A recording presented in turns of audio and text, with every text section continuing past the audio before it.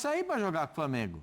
Vai esperar uma bola de contra-ataque, vai jogar tudo trancado, na tática do chaveiro, né, na tática do morcego, para não passar a mesma vergonha. É o Grêmio que vem de empate em casa contra o Ceará, jogo sábado à noite. E correu o risco de perder. Então o Grêmio sabe que também a vida pro Grêmio não tá nada boa. Mano corre o risco, como o Carille? Se tomar uma lambada dessa... 8 de novo, aí não sei. E mas na eu não sei se sequência tem Grenal no Beira-Rio.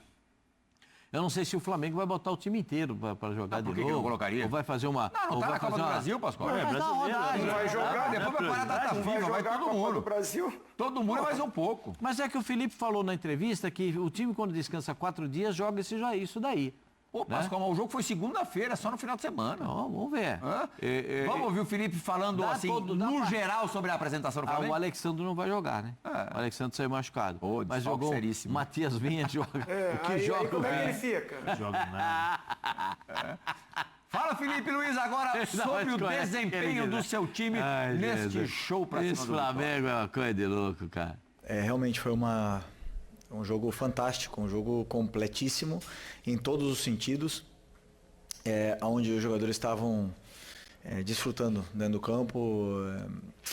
Foi uma vitória onde começou o jogo e fomos muito efetivos, e isso obviamente que nocauteou o adversário.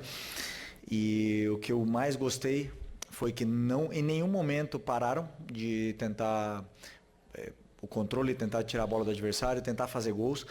Em nenhum momento meus jogadores faltaram respeito com firulas, ninguém virou a cara, ninguém provocou nem nada, simplesmente olharam pro gol. E isso é o que mais me deixa orgulhoso sobre o jogo de hoje. Ô, Pascoal, Sim. O Flamengo de 19 não venceu nenhuma partida por 8 gols de diferença, apesar de ter entrado para a história, porque foi campeão brasileiro e da Copa Libertadores e jogava um futebol muito plástico, muito bonito.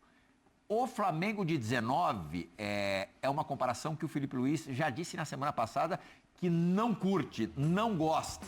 A gente segue contrariando o Felipe e colocando aí na tela a diferença entre os times e o aproveitamento do Flamengo do Felipe vai se aproximando aquele do Flamengo do JJ, 75,7 a 85,6, com mais jogos disputados, 63 a 58, 44 vitórias teve o Flamengo de Jorge Jesus, 10 empates e 4 derrotas, 43 vitórias. O Flamengo do Felipe Luiz, por enquanto, né, com 14 empates e também pouquíssimas derrotas, apenas 6 em 63 partidas. Títulos são 5 do Jorge Jesus e, por enquanto, novamente, 3 do Felipe Luiz. A Copa do Brasil, a Supercopa e o Campeonato Carioca deste ano, desta temporada de 2025. Agora, seguindo na comparação, Pascoal, essa foi uma exibição, a de ontem, superior a qualquer uma, dado o JJ, Eu acho dado o Flamengo de 19? Superior, não, eu acho que é equivalente. Os gols é que surpreendem, né? Porque o time de 19 jogava bem demais. Os gols acho que foram mais plásticos. É que os Sabe o gols... que me lembrou ontem? O Palmeiras de 96. Pode ser. O tipo de jogada. Eu prefiro nem lembrar. O Zé não quer nem lembrar. O Zinho pode lembrar. O Zinho jogou num outro Palmeiras espetacular, 93, 94. Mas eu digo pelo tipo de gol. Eu acho que assim, o tipo de jogo que o Flamengo implementou ontem lembra o time de 2019. O Felipe não quer aquela comparação. Mas aquele time de 2019 repetia isso frequentemente. Entendeu? Então, agora começou a repetir também. É esse o objetivo do Flamengo. Repetir essa dose, implementar esse tipo de jogo, porque eu me lembro bem que o JJ falava, como é que ele falava assim? Era, joga na quarta, descansa na quinta, na sexta e joga, sábado faz um treino e joga no domingo. Aí descansa no segunda... Essa tela é até mais justa. Olha, Tetra, olha essa tela, é mais justa, porque é o Flamengo de 19 e o de 25 após 20 jogos no Brasileirão. E o atual tem um percentual de aproveitamento superior. É isso daí, essa daí que eu vi. É 76,7 a 75. É um ponto a mais, mesma colocação, liderança. Vitórias, mesmo número 14. Empates, 3, o do JJ, 4 o Felipe. Derrotas, uma a menos do Felipe, 3 derrotas do JJ, 2 do Felipe. Gols marcados, olha que coincidência, gente, 44-44 e sofridos, aí tem uma diferença gritante. 10 gols a menos sofridos pelo Flamengo do Felipe Luiz. Porque eu acho que esse time, eu acho que ele, não sei se é difícil de dizer, analisar, mas não sei se ele fica mais com a posse de bola, aí teria que ver mais com a posse de bola, ele ataca mais em termos de recuperação, precisa ver os números taco a taco ali para ver esse tipo de situação em relação para fazer as comparações, né? Eu acho, por exemplo, que esse time é mais marcador, ele tem um poder de reação de marcação, de rouba, pressiona, maior do que o do Jorge Jesus. Mesmo o Jorge Jesus pedindo e exigindo dos seus jogadores. Eu acho que eu tenho essa impressão. Pode ser que eu esteja errado, porque assim, são já há algum tempo, né? São 6 anos de diferença, muitos jogos na cabeça, mas a primeira impressão que fica para mim é essa daí, que eu acho que esse time é mais marcador. Eu acho que tem outra diferença Felipe Luiz, a gente até comentou isso, Nezinho, na semana passada. Hoje, os adversários são mais qualificados no futebol brasileiro do que 6 anos atrás. Hoje você tem mais time bom do que você tinha em 2019. Concorda, Zinho? Concordo. Assim, a minha fala quando você me chamar seria essa. Eu acho que as equipes se estruturaram melhor, né, a esse modelo de jogo hoje. 2019, o próprio Palmeiras estava iniciando também um projeto. Nem era o treinador o Abel Ferreira, em 2019. Abel chega em 2020, aí começa essa rivalidade Palmeiras e Flamengo. Mas 2019, o concorrente era o Internacional, um pouco o Grêmio do Renato Gaúcho. Então, assim, usando a frase do Zé Elias, sem desmerecer o time do Jorge Jesus, mas assim, o que falta para o time do Felipe Luiz superar o de 19 são esses 2 títulos que ele está disputando. Sim, verdade. Em termos de jogo, o jogo de ontem do Flamengo, eu comparo a jogos que o Jorge Jesus fez com o Flamengo 19. Aí o Pascoal falou, teve mais jogos do Jorge Jesus nessa fase boa, que foram 6 meses ali. 6 meses não, né? O Jorge Jesus chegou, o Flamengo foi desclassificado pelo Atlético Paranaense nos pênaltis na Copa do Brasil, classificou nos pênaltis na Libertadores suado, no Maracanã, nos pênaltis, e aí teve 1 mês para ele conhecer e preparar o time. Aí depois desse 1 mês, teve uma parada, acho que foi para a seleção, essas coisas, aí ele teve a arrancada do Flamengo, com todo o mérito dele, com toda a competência do Jorge Jesus, e o time deu aquela encaixada.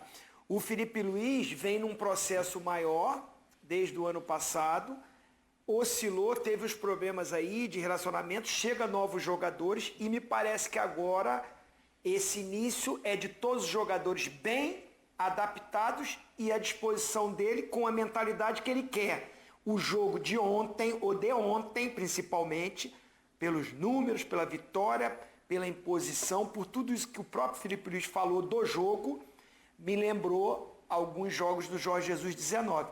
Mas para essa comparação toda, e eu sou um cara que vivo de conquistas, não adianta você só jogar bonito, jogar bem e não ganhar nada.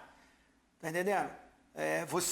Que timaço, que brilho que foi, que maravilhoso. Legal, tá na história aí, jogou muito bonito. Mas colocou a faixa, ganhou título importante. Então eu acho que esse time do Felipe Luiz, que está priorizando o Brasileirão e que é forte candidato, principalmente pelo chaveamento que ele caiu na Libertadores, ele está no chaveamento com 3 argentinos. É muito superior ao Estudiantes, e se pegar o Racing, que vai decidir fora também, pode complicar um pouco mais, mas nesse ritmo que está, também é favorito a chegar à decisão. Aí não sei contra quem vai ser. Se for contra um brasileiro, né, provavelmente vai ser, a gente pode equilibrar um pouco com uma vantagem do Flamengo, se manter esse nível de apresentação, com todas as opções que ele tem. Então, ganhando esses 2 títulos, eu acho que ele supera o Jorge Jesus de 19. Quanto custou o Samuel Lino, Pascoal? 22, 23, pode chegar a 25? Se ele atingir metas, vai atingir todas as metas possíveis. 22 milhões, podem ser 25. Foi barato. Eu escutei isso. Barato, dado. Pro Felipe Luiz, dado. Vamos ouvir. Sobre o Lino, acho que não vale o que pagamos nele. Acho que ele vale o dobro ou o triplo, na minha opinião. Jogador fantástico. E se você olhar o preço dos pontas determinantes no mercado, você vai ver que é outro patamar, né? E tem um jogador desse nível, que estava no Atlético de Madrid, foi titular do Mundial em alguns jogos. Escolher vir para o Flamengo, um privilégio muito grande tê-lo aqui. E que não importa os gols, hoje ele fez, claro que importa, né, para ele, mas eu falo, sabemos o que ele dá à equipe, o que ele pode oferecer para a equipe é muito importante, a chegada dele, também para levar o nível tanto do Cebolinha do Michael, que estão competindo por posição com ele. Números do Samuel Lino nessa partida de ontem. Fez 2 gols, deu 3 assistências, só isso, contribuiu com 5 dos 8 gols. Criou 3 chances, finalizou 3 vezes no alvo, ganhou 9 duelos, 9 ações na área rival e a nota dele no Bola de Prata, no nosso prêmio, 9,91. Quase levou 10, Pascoal. Não, ele arrebentou com o jogo ontem. Arrebentou com o jogo. Que jogou o Samuel Lino. Assim, Quer dizer, tem o Tipo Lino e o Samuel Lino. Vou falar pra você, o Samuel Lino lembrou o Cebolinha de 19. O que o Samuel Lino jogou ontem, lembrou o Cebolinha na Copa América 19. O melhor jogador do Brasil, na conquista da Copa América. Arrebentou com o jogo. O Cebolinha tá mais burocrático e o Samuel Lino tá abusado, né? Ele bate com a esquerda, bate com a direita, ele chega na área, o zagueiro não sabe o que ele vai fazer. Não, assim... É mais um que o treinador... E o outro, Pascal, eu acho que ele tem mais recurso do que o Cebolinha. Porque ele bate bem na bola, né?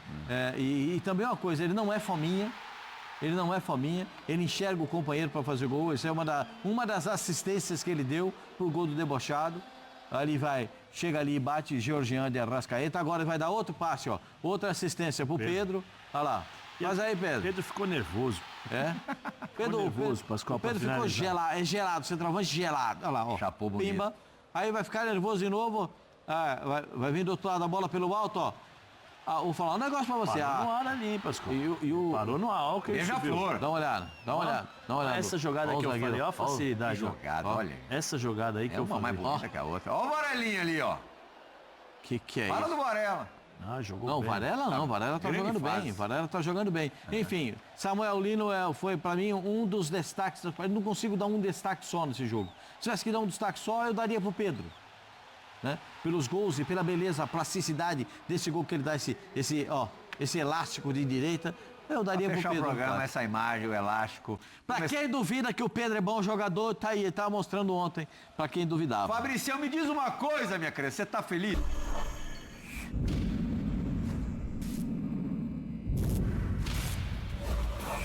A hora é agora, fã de esportes. Tem Palmeiras, tem Corinthians, tem Copa do Brasil e tem espetáculo. O que foi a segunda-feira do Flamengo. E a gente vai trazer o Palmeiras para falar, que também apresentou um ótimo futebol contra o Sport. Mas a gente começa com um 8-0, porque ele não acontece todo dia. Na verdade, não aconteceu na era dos pontos corridos.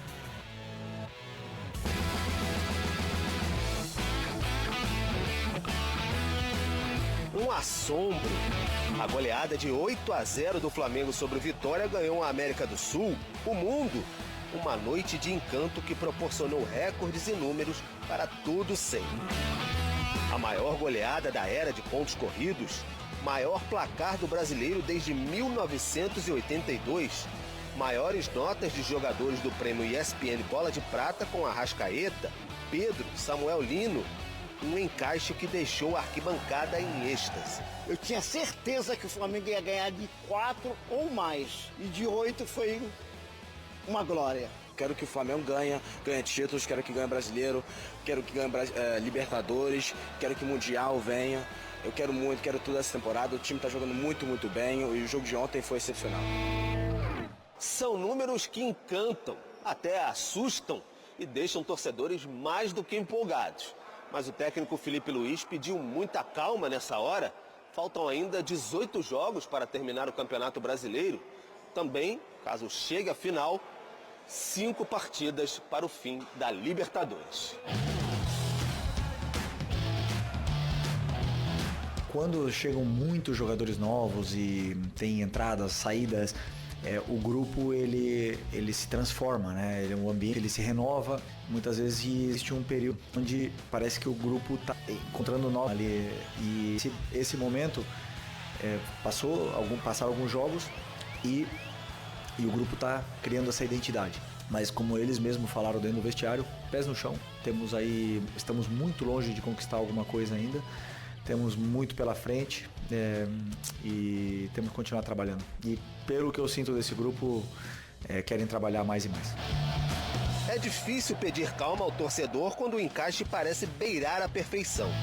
A dupla de volantes, por exemplo, Jorginho e Saul, afinamento quase musical em forma de passes precisos.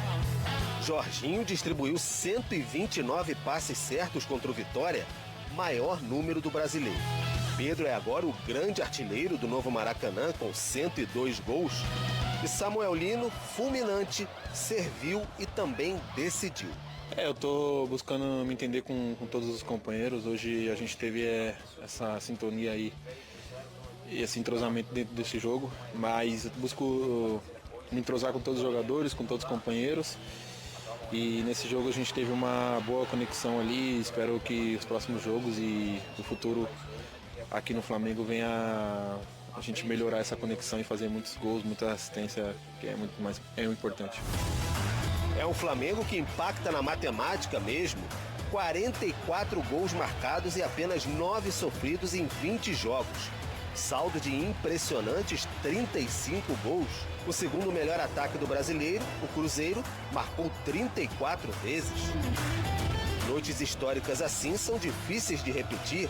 É impossível prever o futuro. Mas e daí? Se dependesse do torcedor rubro-negro, ele ficaria mesmo preso neste presente para sempre.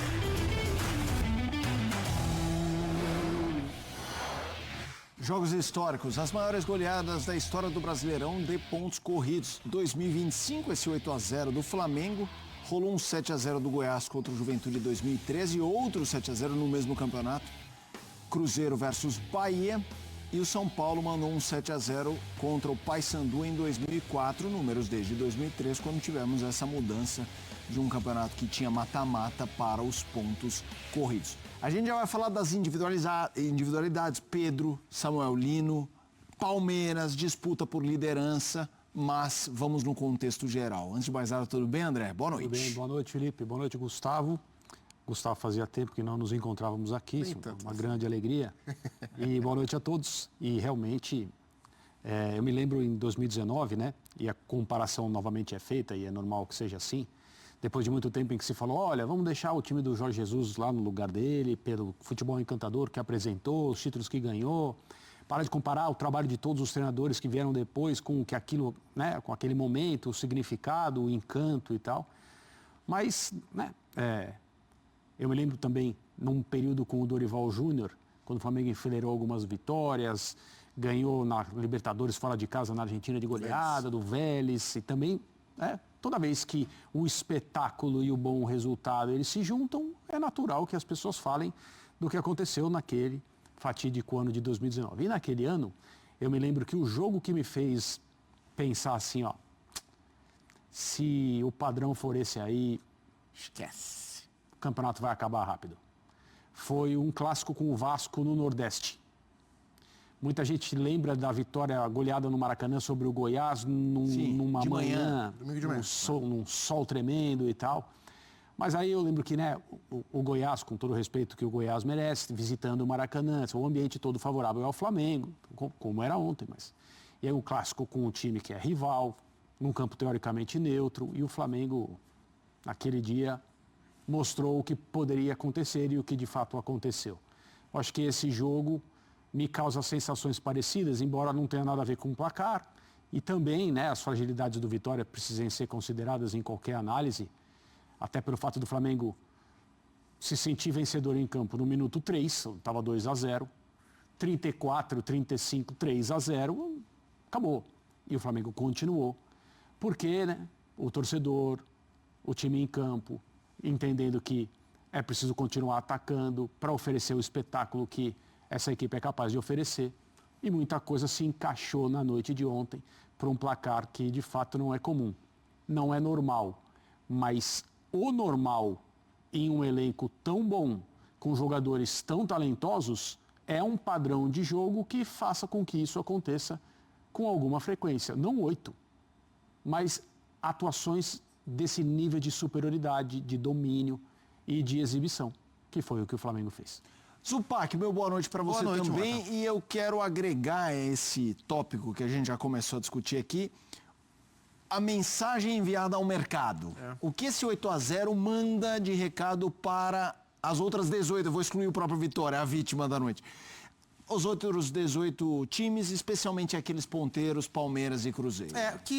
Que a química está acontecendo, e quando isso acontece, e é raro que isso aconteça, mesmo para o Flamengo, fica muito difícil competir. Eu ainda acho cedo, o que não quer dizer que não vá acontecer, mas eu ainda acho cedo para a gente ter a certeza de que vai ser, não assim 8-0, mas que vai ser esse encaixe coletivo daqui até o final do ano, porque as coisas no Brasil mudam muito o tempo todo, né? Hoje é dia 26 de agosto, e eu fui olhar aqui a data certinha, há exatos 20 dias é pouco tempo para conceitos mudarem tão drasticamente. Há exatos 20 dias, o Flamengo era eliminado pelo Atlético Mineiro na Copa do Brasil e a discussão era a dificuldade que o Felipe Luiz estava de tirar do elenco do Flamengo aquilo que se esperava. Exatamente. 20 dias depois, o papo é Real Madrid ou Bayern de Munique. Então, em 20 dias, o conceito mudou radicalmente. É verdade que o Flamengo melhorou nos 20 dias. É verdade que os reforços que tinham acabado de chegar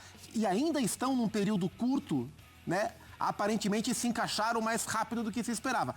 Mas em 20 dias, a percepção, especialmente do rubro-negro, foi do 8 para o 80. Então vamos ver como serão os próximos 20, 40, 60 dias até o fim da temporada. Mas a mensagem deixada não só ontem, acho que ontem foi o topo, e dificilmente alguma percepção vai ser melhor do que a de ontem. Não acho que o Flamengo terá uma jornada ainda mais feliz, né? Pouco provável. Mas os últimos jogos já mostraram os 3 duelos na sequência contra o Inter, especialmente os 2 últimos, Brasileiro e a volta da Libertadores, deram um sinal muito forte de que algo que não tem sido tão comum pode acontecer. O quê? Desde 19, e esse é o marco, né? O que a gente espera? Que o Flamengo, melhor elenco do país, do continente, consiga que o seu treinador, que o seu departamento de futebol consiga extrair o potencial máximo desse elenco.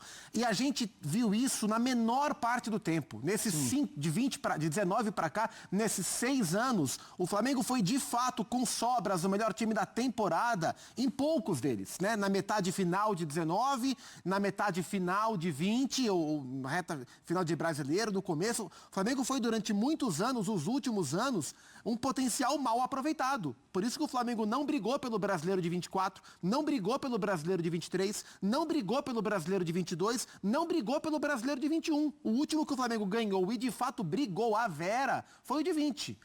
A impressão agora é que o Felipe Luiz tem a oportunidade de extrair para até o fim da temporada o potencial máximo desse elenco. E quando isso acontece, é muito difícil competir. Por isso que a essa altura o Flamengo se mostra o favorito para as 2 competições. O Zupac citou reforços, a gente já vai trabalhar mais essa questão individual, esses jogadores, e também trazer o Palmeiras, que foi muito bem engraçado. Né? O Palmeiras às 7 horas jogou muito bem com o Sport. Aí vem o Flamengo às 8, às 9 faz esse 8-0, mas a gente vai falar de Andréas Pereira, vai falar de Palmeiras, até nesse contexto envolvendo o Flamengo. Ô André, para a gente depois ir para as individualidades, o Felipe Luiz cita pés no chão. Qual que é a importância de fato evitar o oba-oba, mas ao mesmo tempo manter essa confiança de que, se se pode.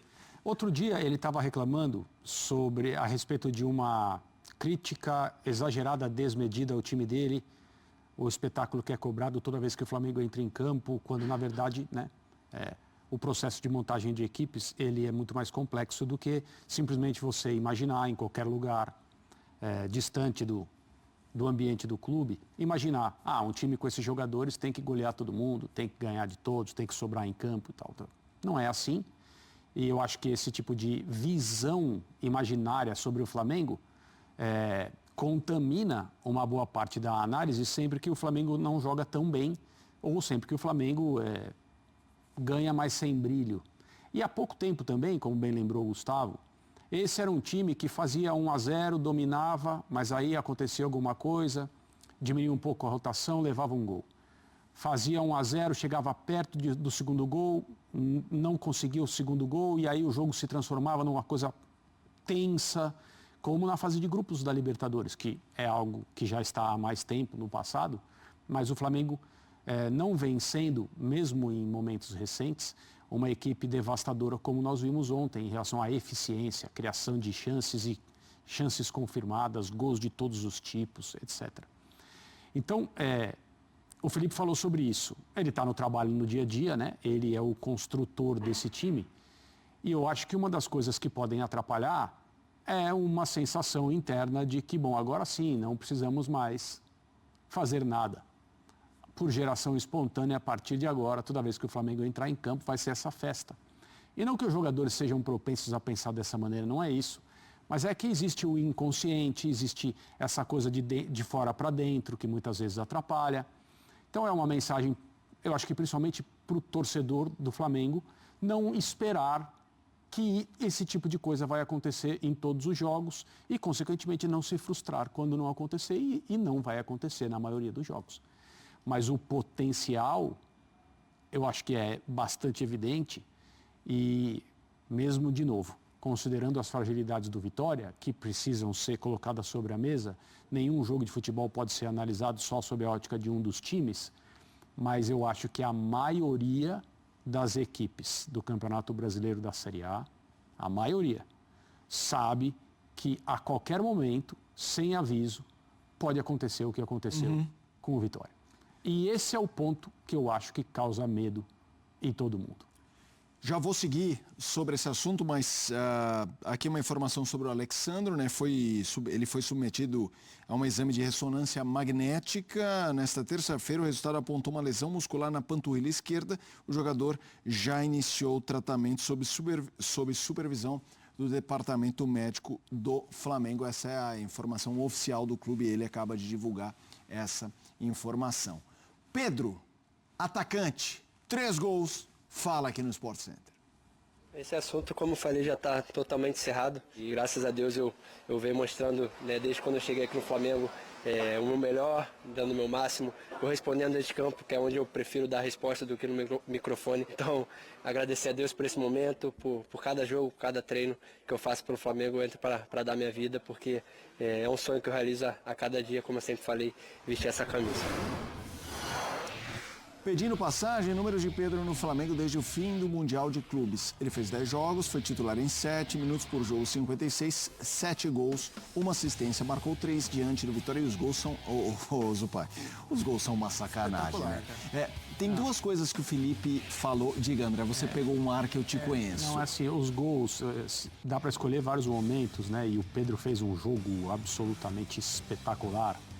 Mas eu tenho, assim, o futebol ele é de sensações e acho que o que marca a atuação do Flamengo ontem, além da quantidade anormal de gols, é o que você sente quando você vê um time praticando esse tipo de jogo, né? E eu acho que atuações assim mostram que, embora existam várias maneiras de se jogar futebol e todas devam ser respeitadas, tem uma que privilegia algo que nós podemos chamar de beleza, de estética, o nome que quiserem dar. E esse é o jogo que as pessoas gostam. Sim. Não tem como discutir isso aí. Ele tem mais valor, ele tem mais virtudes. Vamos conversar sobre tudo isso, ok, o futebol permite essa conversa. Mas esse é o jogo que as pessoas querem. Esse é o ponto, né? Para mim, isso aí é o que assusta. Eu vou explicar por que escrevi sobre isso hoje no nosso site. Mesmo num jogo de 8 gols e um espetáculo, um banho de bola, uma coisa para lavar a alma, as pessoas que estavam no Maracanã ontem vão poder falar que estavam lá. Isso não é uma coisa assim corriqueira, né? Mas mesmo num jogo como esse, eu acho que o que chama a atenção é o que não deveria acontecer. O Flamengo dá um banho de bola no Vitória, é normal. Até com 8 gols. É preciso entender que um resultado que é diferente da maioria não significa que é uma aberração futebolística. Não é a diferença entre o Flamengo e o Vitória numa noite específica, é essa aí, 8. Acontece. Então, isso não é nossa, meu Deus, não é espantoso. Mas algumas coisas não deveriam acontecer, eu explico. O Pedro, com o tipo físico dele, embora ele não seja assim tão alto, ele tem 1,85 m, no campo parece mais. Parece mesmo. Porque a média dos jogadores que estão no campo, no time dele e no outro, é substancialmente menor. Mas o tipo físico dele não deveria permitir que ele fosse capaz de dar um elástico. De com o pé direito a bola colar no pé dele e receber 2 comandos em direções distintas no mesmo segundo. Isso sem contar que estava num metrinho quadrado, né? Cercado por 4 jogadores. Ou, como queiram, observado por 4 jogadores. Sim. Então, isso não deveria acontecer. Não é nem que um defensor da Série A do Campeonato Brasileiro não deveria cair num drible desse. Também podemos conversar sobre isso. Mas o Pedro, com as características físicas dele, não deveria ser tão móvel, não deveria ser tão rápido, ele é um falso lento, não deveria, talvez, bater tão bem na bola com os 2 pés. E é ridículo o que ele faz. É ridículo. É uma coisa, assim, muito diferente.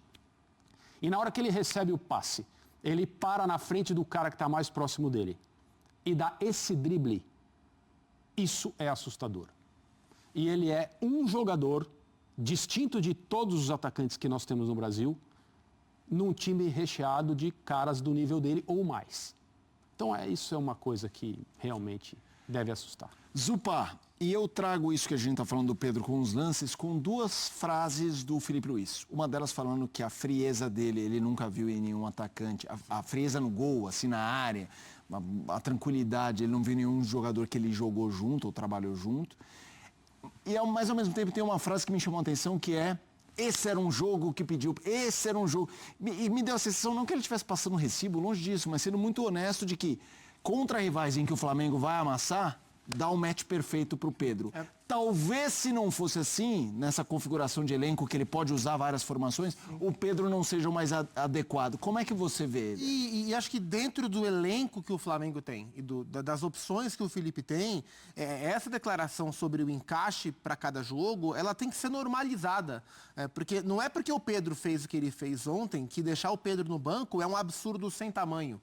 É preciso entender qual é o contexto, né? Qual é o contexto? O que o Felipe quer? O Felipe quer um time que seja altamente capaz de pressionar, com e sem bola. E para determinados jogos, o Pedro não vai ser o melhor encaixe para essa escolha. Dentro de opções que são tão boas quanto, melhores aqui, piores ali, e que o time funciona tão bem quanto de um jeito ou de outro. Então, acho que para o Pedro, assim, a não ser que o Pedro entregue 3 gols por jogo, se o Pedro entregar 3 gols por jogo, 2 gols por jogo, o Pedro de alguma forma entendeu isso, né? E natural que a cada vez que ele desempenhe, que ele performe, né, como você falou hoje, bem como ele fez ontem, se pergunte a ele, como se perguntou ontem, sobre o entreveiro que ele teve com o Filipe Luís, a desavença que ele teve com o Felipe. E acho que com o passar do tempo, a gente vai compreender o bem que o Filipe Luís fez ao Pedro, colocando as coisas no devido lugar, colocando o Flamengo acima de qualquer coisa, né? Porque a questão do Pedro, além do perfil, era uma falta de aplicação. Isso foi apontado pelo Felipe.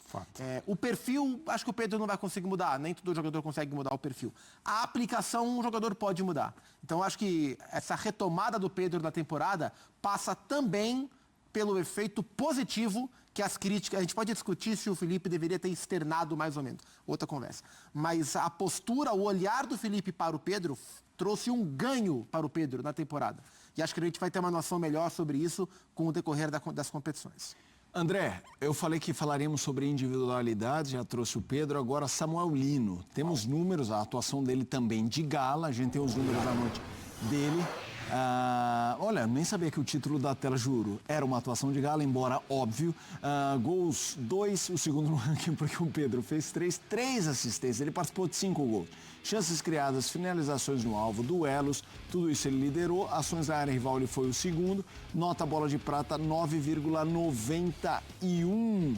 O segundo, rankings até tudo isso que está em jogo aí, que está sendo medido na tela, até os 18 do segundo tempo, quando ele foi substituído. Eu quero que você fale sobre o Samuel Lino, também pegando o gancho do que disse o Zupac quando fez aquela consideração matemática de Dias ao Atlético Mineiro, porque o jogo 1 com o Galo foi o 0-1 no Maraca. Quando os reforços chegaram, o Felipe Luiz adotou um time que não era o titular do Brasileiro, mas ao mesmo tempo não tinha os reforços full power para já fazer. Foi a estreia do Lino. Foi, mas ele entra do banco. E entra bem pra caramba. Entra bem aberto, quase empatam. Isso. Que o Everson faz uma defesa aqui embaixo. Ele faz um gol no final que tem impedimento. Isso, exatamente. Qual o valor de um jogador que a gente sabe que, se jogasse na Europa, jogaria bem. Assim, é um cara que tem mercado.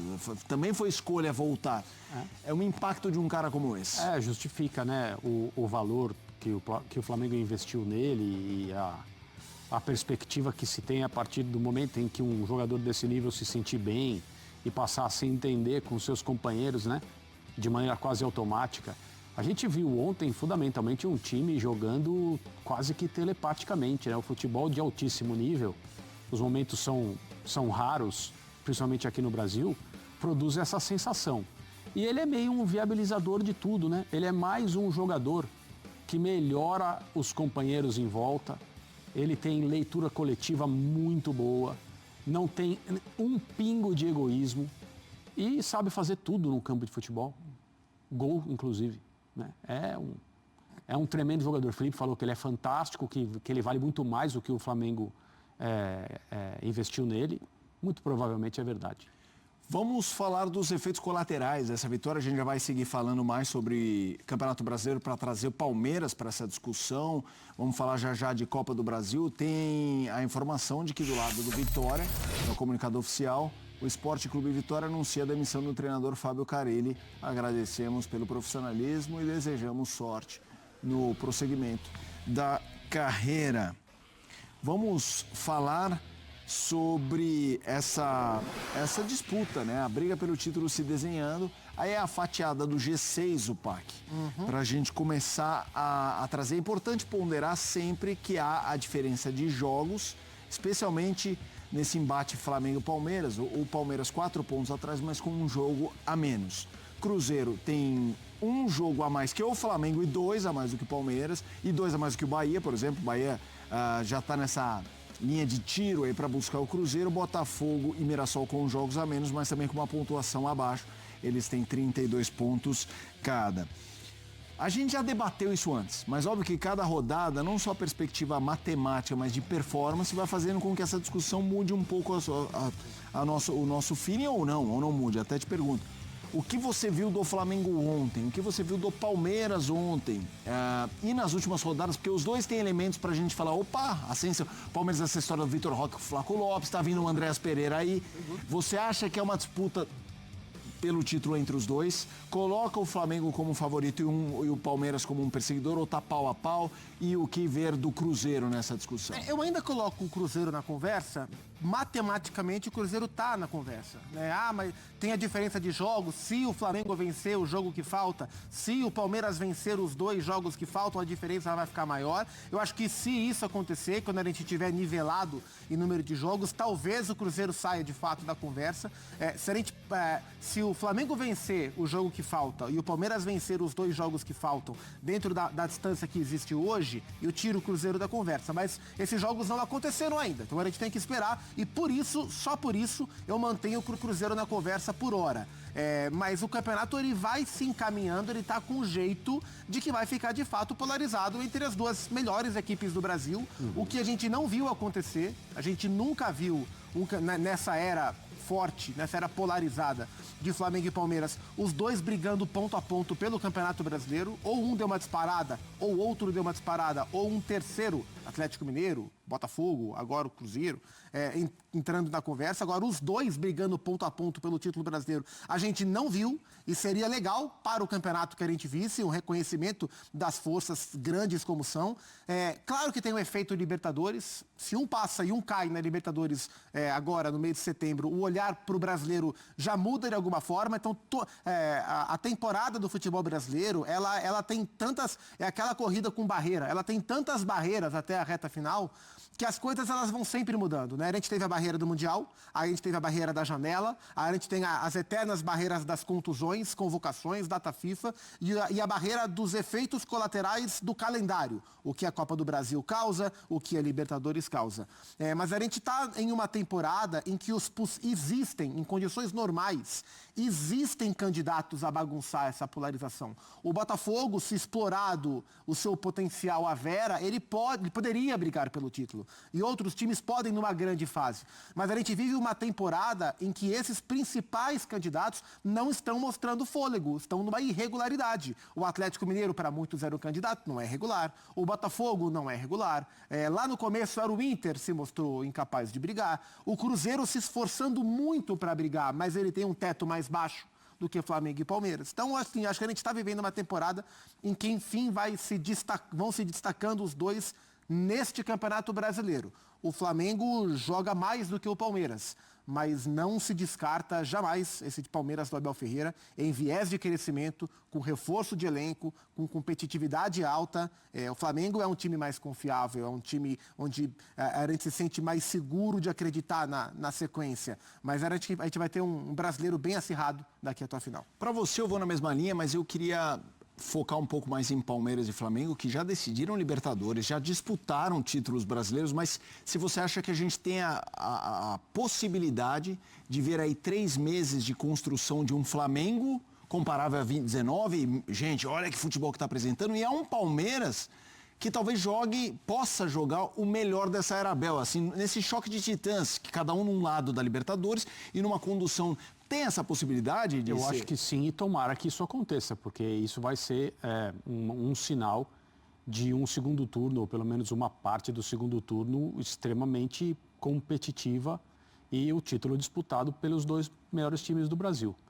Eu acho que o favorito ao campeonato é o Flamengo, por alguns motivos, né? Além do potencial, aquilo que a gente viu ontem, essa capacidade toda, o elenco muito profundo, com muito jogador que é capaz de manter o nível, mesmo quando o Felipe fizer rotações no elenco, existe um compromisso com o Campeonato Brasileiro, que foi anunciado publicamente pelo clube, como instituição. Então não é que, se o Flamengo largar o campeonato, ele vai ser cobrado. Não, o Flamengo não vai largar o campeonato. O Flamengo não fará escolhas que diminuam a possibilidade de ser campeão brasileiro. E esse é um fator que precisa ser levado em conta, porque esse é um time que é bem treinado e aparentemente está muito bem mobilizado para fazer aquilo que se espera dele. E aí também, quando existe o potencial, o treinamento e a mobilização, o que acontece no campo fica de acordo. Agora, o Palmeiras está muito atrás? Não, eu não acho que o Palmeiras está muito atrás. Tem condições de disputar o título, para mim é o segundo favorito. Eu não vou considerar uma surpresa ou muito menos uma zebra se o Palmeiras terminar ganhando o campeonato. Eu só acho que o Flamengo é o melhor time, é o que joga mais. Mas, como disse o Gustavo agora há pouco, o futebol brasileiro ele é pródigo em períodos de oscilação, irregularidades. A gente não pode esperar do Flamengo esse mesmo nível de ontem em todas as partidas. Tem Copa Libertadores para os dois e isso acaba interferindo de uma maneira ou de outra. Mas eu acho que, além do potencial, o Flamengo é o time que tem mais condições de lidar com as duas competições e se manter no melhor nível. Não acho que o Cruzeiro vai disputar o troféu, mas espero do Cruzeiro uma classificação bem alta de fase de grupos na Libertadores do ano que vem. Vamos seguir, a gente vai falar do Palmeiras.